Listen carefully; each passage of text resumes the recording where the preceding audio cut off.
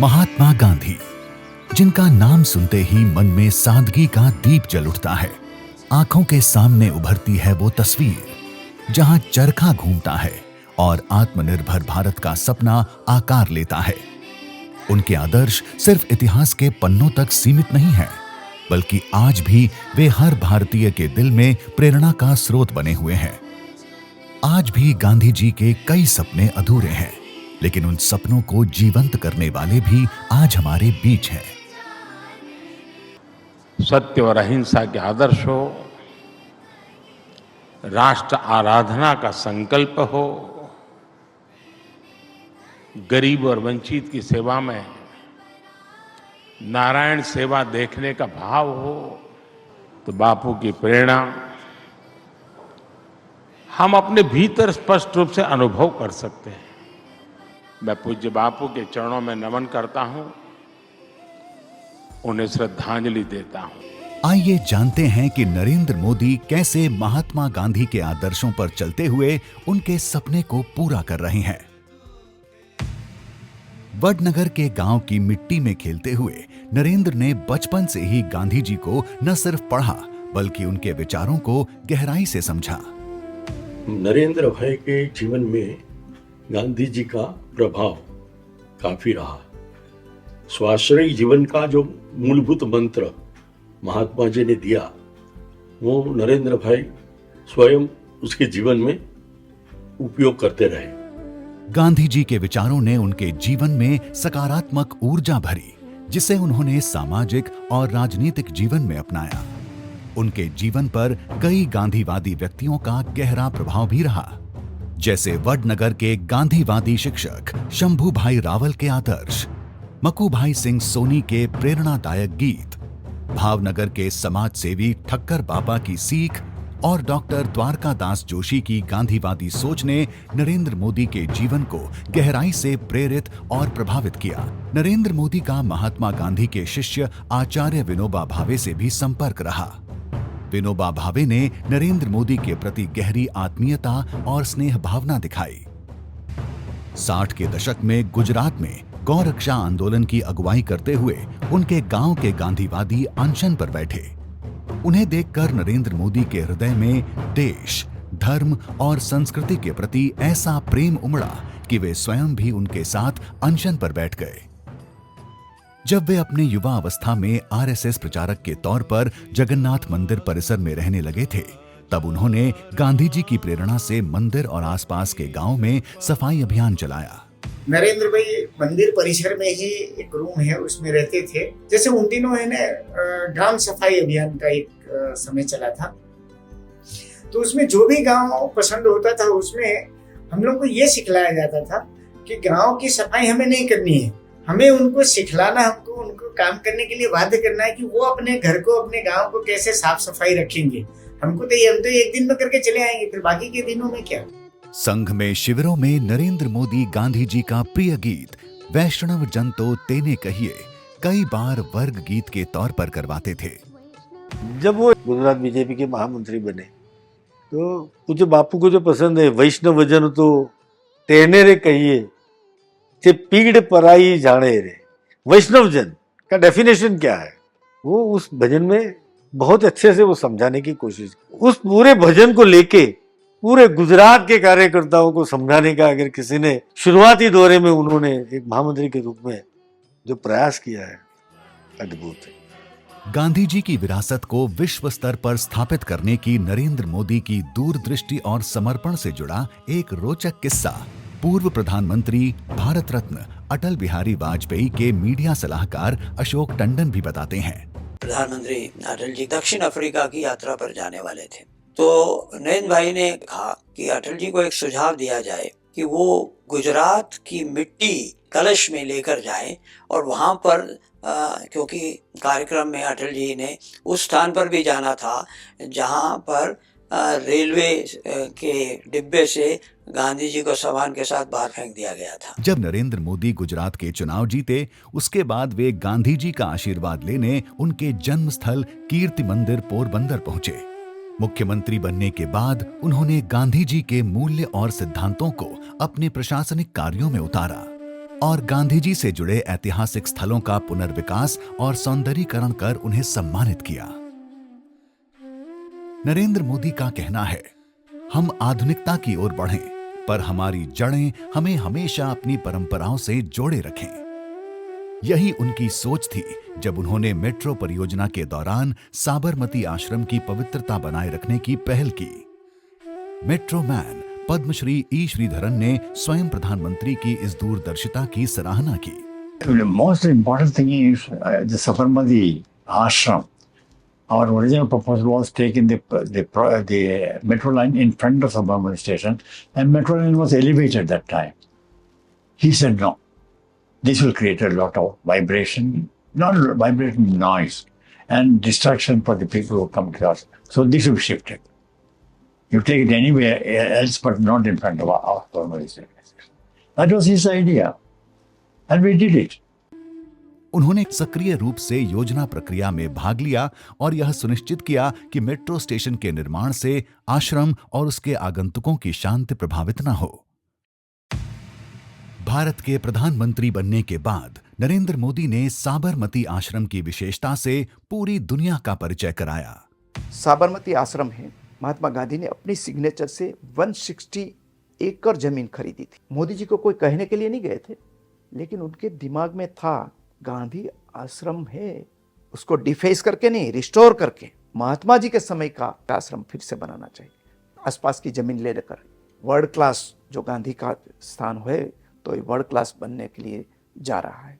उन्होंने 2014 में चीनी राष्ट्रपति शी जिनपिंग, 2017 में जापानी प्रधानमंत्री शिंजो आबे, 2018 में इजरायली प्रधानमंत्री नेतन्याहू और 2020 में अमेरिकी राष्ट्रपति ट्रंप को आश्रम की आध्यात्मिकता और गांधी जी के विचारों से अवगत कराया।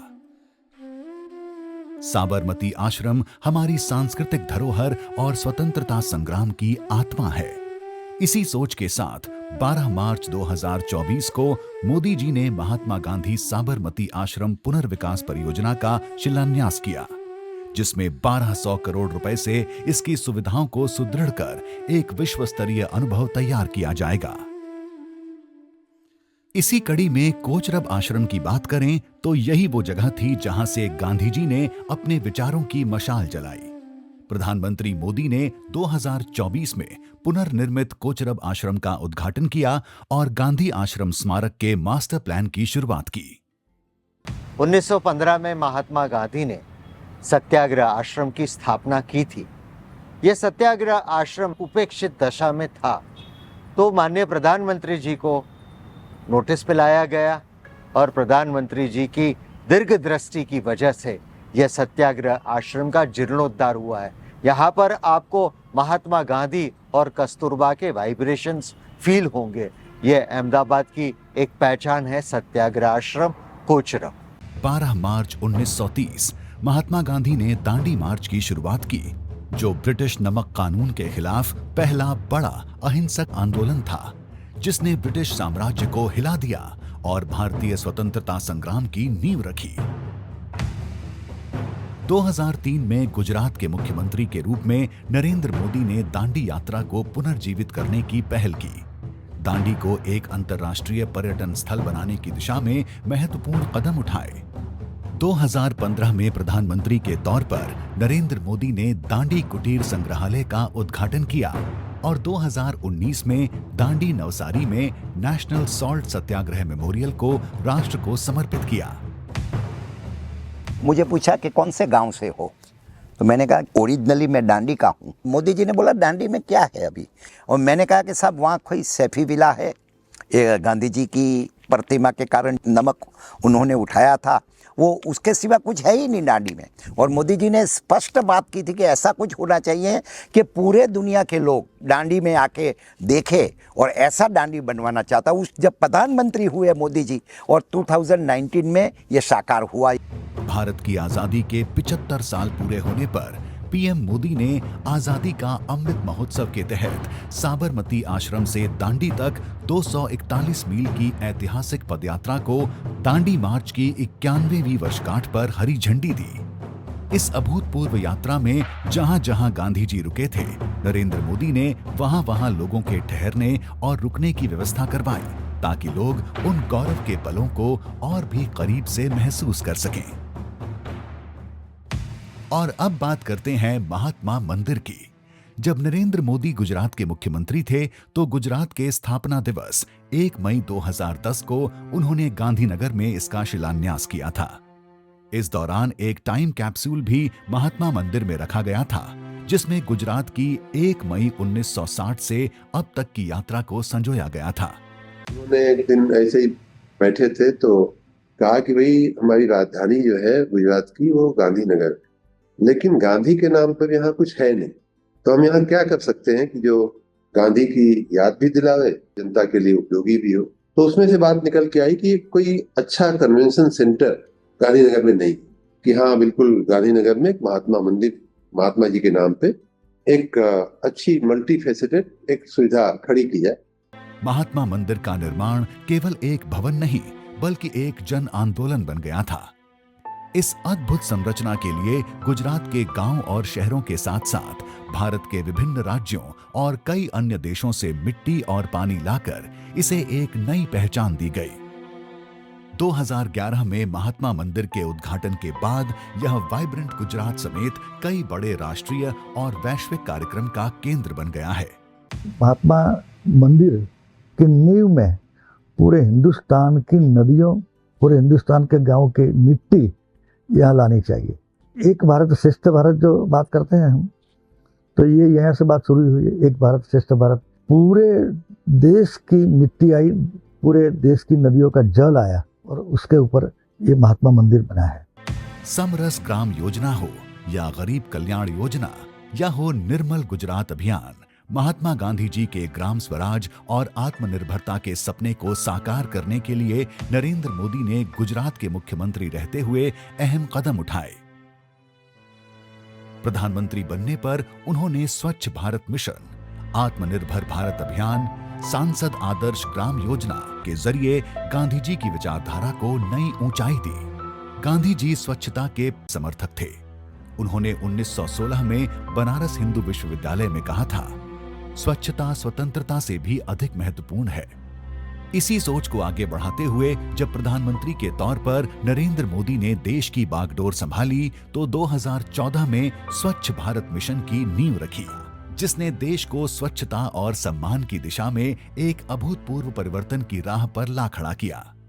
One of the brilliant ideas of Prime Minister Modi was to link the Swachhata program with Gandhi ji. He said, why don't we invoke the spirit of Gandhi ji, but let us bring 20,000 Swachhagrahis together. And this was another term the Prime Minister had himself coined. So the Prime Minister's idea was, let us bring 10,000 village motivators and sanitation workers from across India, and let us get them to share their experiences, inspiring people and motivating them to improve their swachhata and to move towards making their villages open defecation free. Gandhi ji का सबसे बड़ा सपना था ग्राम स्वराज, आत्मनिर्भर गांव। नरेंद्र मोदी ने आत्मनिर्भर भारत और वोकल फॉर लोकल जैसे अभियानों के जरिए इस सोच को वास्तविकता में बदला। गांधी जी खादी को आत्मनिर्भरता और स्वाभिमान का प्रतीक मानते थे। नरेंद्र मोदी ने खादी को नई पहचान दी। गुजरात के मुख्यमंत्री रहते उन्होंने खादी को प्रोत्साहित किया और प्रधानमंत्री बनने पर khadi for nation, khadi for fashion का नारा दिया। उन्होंने खादी को ग्लोबल पहचान दिलाकर ग्रामीण उद्योगों को मजबूती दी और आत्मनिर्भर भारत का सपना साकार किया। 2 अक्टूबर 2019 महात्मा गांधी की 150वीं जयंती। इस ऐतिहासिक अवसर पर प्रधानमंत्री नरेंद्र मोदी ने बापू के विचारों और शिक्षाओं को दुनिया भर में प्रसारित किया। इसकी शुरुआत उनके सिद्धांतों को दर्शाने वाले प्रतीक चिन्ह यानी लोगो के अनावरण से हुई। उनके जीवन, कार्य और पत्रों का डिजिटलीकरण कर सभी तक पहुंचाया गया। महात्मा गांधी के 150 वर्ष का जब उत्सव पूरा भारत मना रहा था, उस समिति में मैं भी था।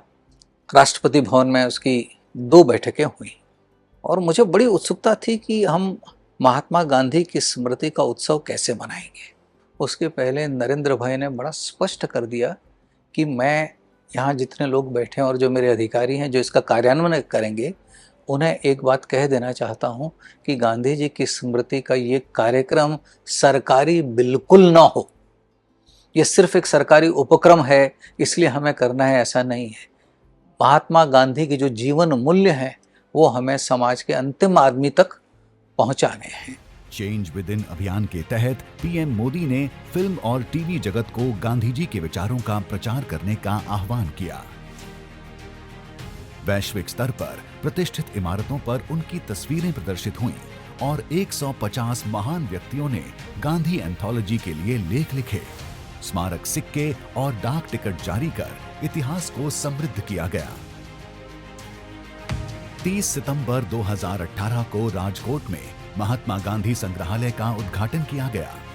यह वही अल्फ्रेड हाई स्कूल है जहां महात्मा गांधी ने 1887 में अपनी मैट्रिकुलेशन परीक्षा उत्तीर्ण की थी।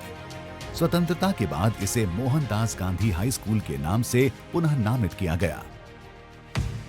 2 अक्टूबर 2018 से 2020 तक चले इस उत्सव में गांधी जी के सार्वभौमिक संदेश को पूरे विश्व ने अपनाया। प्रधानमंत्री नरेंद्र मोदी की गांधी जी की शिक्षाओं में गहरी आस्था ने उन्हें दुनिया भर में गांधी जी के सिद्धांतों को फैलाने में मदद की। जब उन्होंने विदेशी धरती पर गांधी जी को नमन किया, तब यह महज एक परंपरा नहीं थी, यह एक सशक्त संदेश था।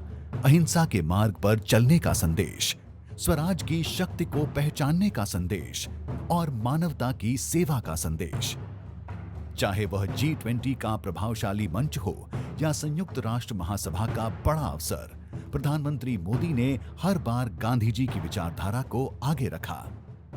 G20 आपको पता है कि भारत का सबसे महत्वपूर्ण अंतर्राष्ट्रीय इवेंट है, तो इस अवसर पर सबसे प्रभावी हेड्स ऑफ स्टेट और गवर्नमेंट भारत आए थे। तो पीएम साहब ने कहा कि गांधी जी की समाधि में ज़रूर इवेंट होना चाहिए और राजघाट में सभी हेड्स ऑफ स्टेट और गवर्नमेंट, हालांकि आपको शायद याद होगा उस दिन बारिश हो रही थी सुबह, फिर भी हेड्स ऑफ स्टेट और गवर्नमेंट वहाँ गए और वहाँ पे सभी ने एक मैसेजिंग किया और पीएम साहब ने सभी को एक हाथ से बनी हुई खादी अंगरखा भी प्रेजेंट किया।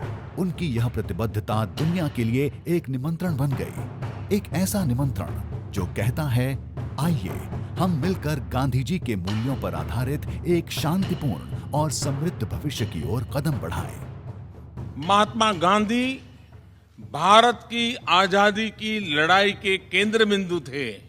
गांधी जी का ये विजन आज भारत के सामने बड़ी चुनौतियों के समाधान का बड़ा माध्यम बन रहा है।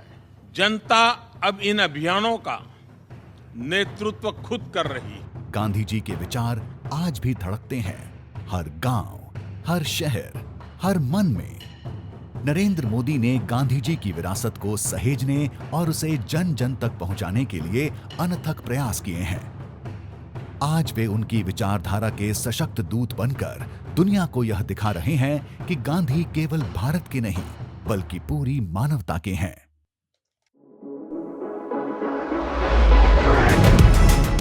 विकसित भारत, विकसित गुजरात।